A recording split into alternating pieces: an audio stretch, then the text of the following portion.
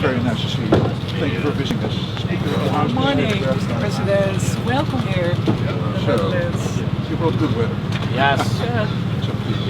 Good morning. Secretary General. Nice to meet you. Nice to meet you.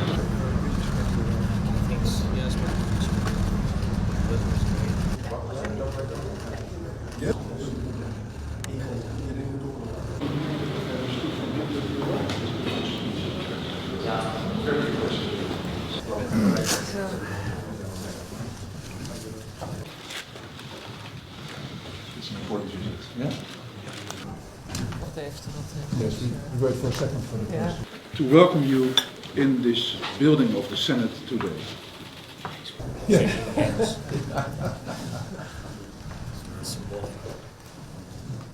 Shall I start?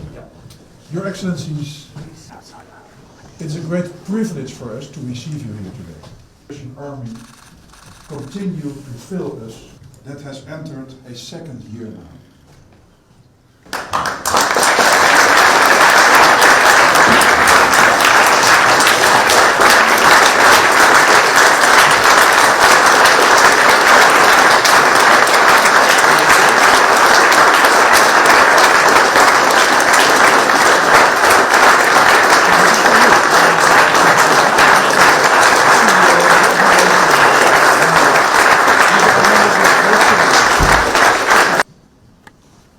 For the past 14 months, Ukraine has been fighting Russian aggression, territorial integrity, sovereignty, and autonomy of Ukraine, and on the people of Ukraine. Is expressed in a telling way in the first words of your national anthem. The Netherlands will celebrate the importance of freedom since our country was liberated on May 5th, 1945. Your country was invaded. And it translates to the war have defended and continue to defend the territorial autonomy of Ukraine. Impresses us greatly of Ukraine. My colleague from the House of Representatives several times in the past year in Dutch society, both visibly and under the surface. First remember those we lost during World War II all over the world. We will do so by keeping a 2-minute silence in Parliament. Mr. President, I wish unto you and unto all of Ukraine the hope. Ladies and gentlemen, it's an honor to address you, to you, all of you, the representatives of both houses of the Parliament of the Netherlands, the chairman of parliamentary committees, and you, honorable speakers of the House of Representatives and the Senate of the States General. When democracy is real with a stable tradition in the country, the Parliament is the heart of such country. And I'm sure that the heart of the Netherlands today will feel what the hearts of Ukrainians long for. A year has passed since I addressed, thank you so much for that possibility, and I addressed the Parliament and the people of the Kingdom of the Netherlands for the first time. And on the 36th day of the full-scale war, I spoke about why you and I, all Europeans, the whole world should unite. Unite to defend freedom and human lives. A year ago I said that this war cannot be forgiven. None of the crimes committed by Russia, and I said that the Hague knew exactly how to bring all Russian murders to justice. And today is the time to thank all of you. Thank you, your great country and your leadership. And I'm grateful to you for the fact that we've achieved the greatest unity in Europe, which people only dreamed of for decades. And it wouldn't have happened without the Netherlands, without your leadership. Thank you all. And I'm grateful to you for helping to protect what you value. The Netherlands defends freedom, defends the rule of law and democracy, defends Europe and our common way of life, the lives of free people, free people, not at the expense of someone else's slavery, but thanks to the rights and respect for all. This is our Europe. No aggressor will now think that he can burn the values of our Europe in the fire of aggression. It seemed to Russia that Europe was weak. Well, now Russia tries to figure out how to hide its own weakness. And I am grateful to you that The Hague, a city associated with international law in the world, is becoming a real hub of justice. Justice in the name of all those who suffered from aggression and other international crimes. This is the year of our cooperation with you. And I'm here to thank everyone in the Netherlands, everyone, from the Parliament to the smallest community, from His Majesty the King and the royal family, to every citizen of the Netherlands, from the government, and to every family that helped us. My great appreciation. Helped Ukrainians who found refuge in your country. And thanks all of you. Together we're truly making life protected.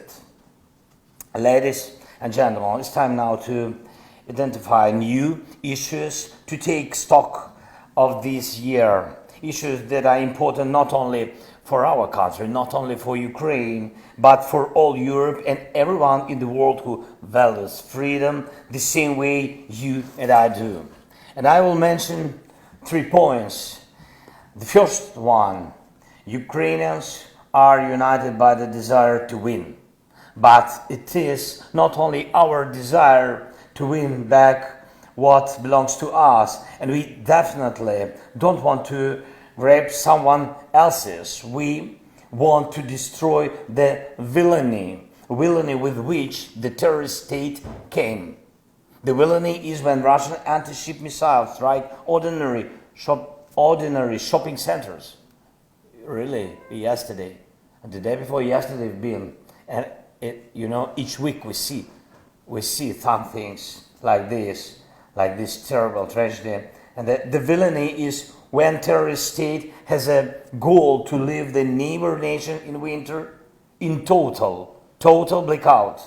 The villainy is when Russia occupies a nuclear power plant, puts multiple launch rocket systems on its territory, and under the cover of nuclear reactors, fires at neighboring towns.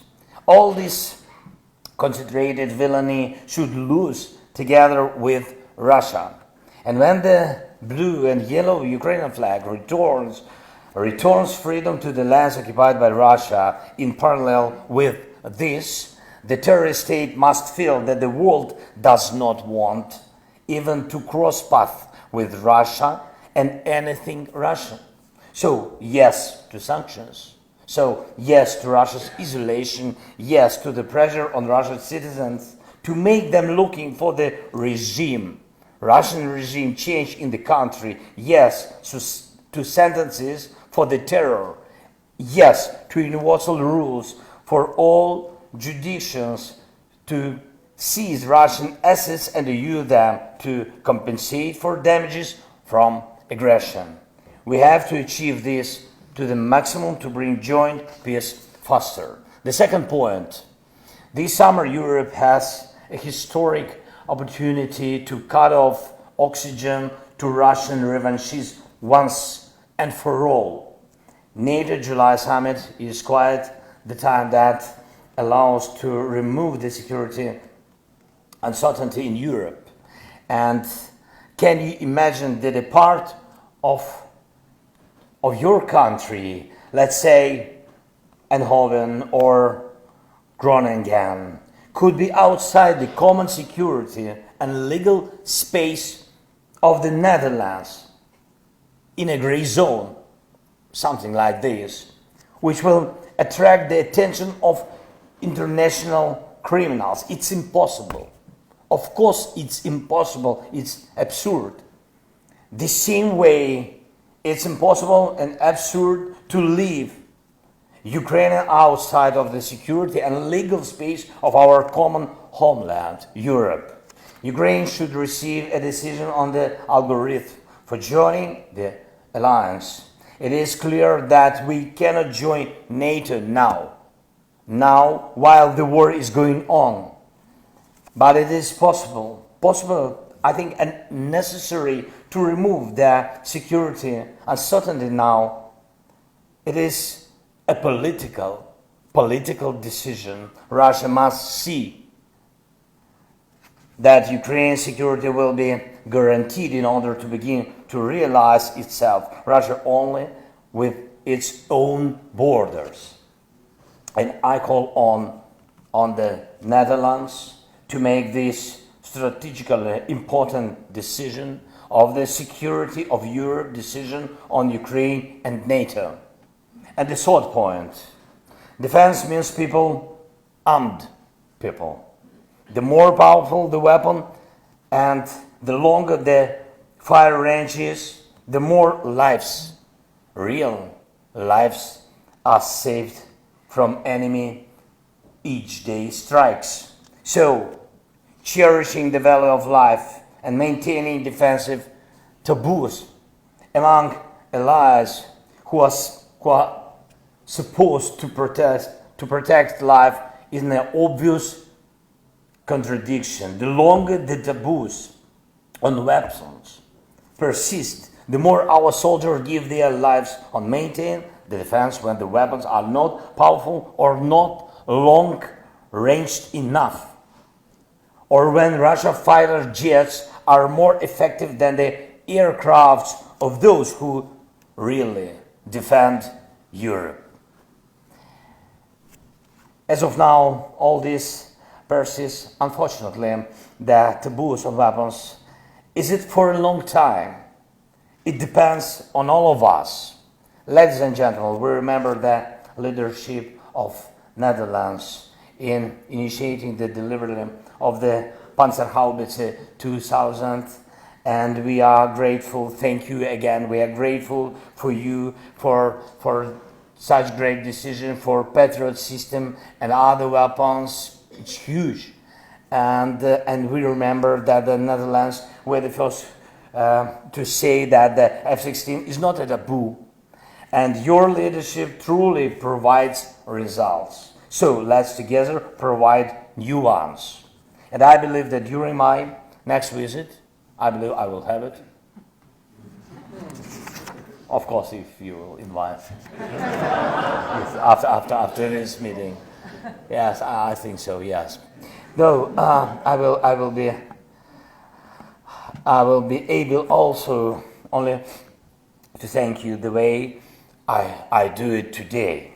And I believe that Ukrainians and all of Europeans will be able to thank you in particular for the bringing the peace closer and for saved lives, saved by joint actions as we've already seen.